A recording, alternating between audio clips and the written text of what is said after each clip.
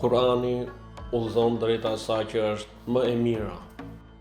Në ajetin 9 të surës Isra, Allahu i madhruar thot: Bismillahirrahmanirrahim.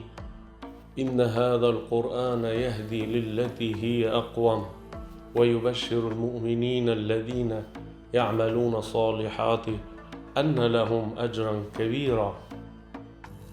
Në të vërtetë, ky Kur'an udhëzon drejt asaj që është më e mira dhe u jep lajmin e gëzuar besimtarëve që bëjnë veprat e mira, se ata do të kenë shpërblim të madh.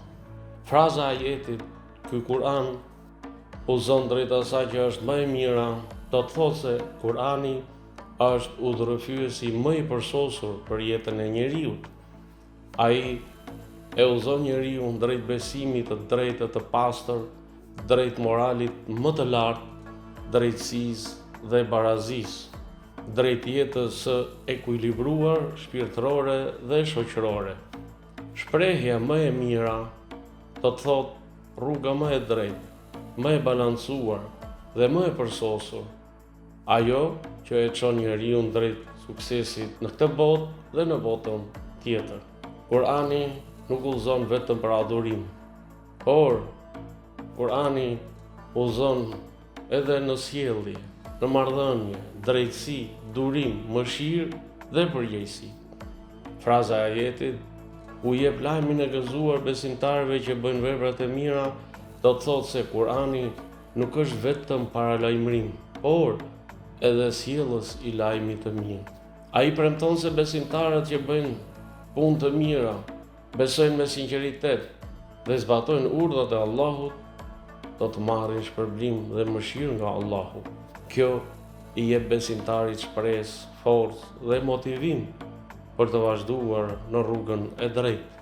Fraza e fundit e ajetit, se ata do të kenë shpërblim të madh, do të thotë se ky shpërblim i madh përfshin kënaqësinë e Allahut, paqen e zemrës në këtë botë, faljen e mëkateve dhe xhenetin në botën tjetër. Ky shpërblim quhet i madh sepse është i përhershëm dhe shumë i vlefshëm se çdo gjë e kësaj bote. Mësimet që nxjerrin nga ky ajet janë: së pari, Kurani është udhërrëfyesi dhe manuali më i sigurt për jetën.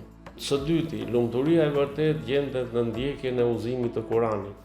Së treti, besimi duhet të shoqërohet me veprat e mira. Së katërti, Allahu u jep shpresë dhe lajm të mirë besimtarëve. Së pesti, shpërblimi i Allahut është më i madh dhe ai është i përjetshëm. Ky ajet na mëson se Kurani i shenjtë është drita që udhëzon njeriu drejt rrugës më të drejtë dhe më të mirë. Ai është burimi i suksesit, qetësisë dhe shpëtimit. Kush e ndjek Kuranin me besim dhe vepra të mira, ai nuk humbet kurrë, por fiton shpërblimin më të madh, kënaqësinë e Allahut dhe xhenetin.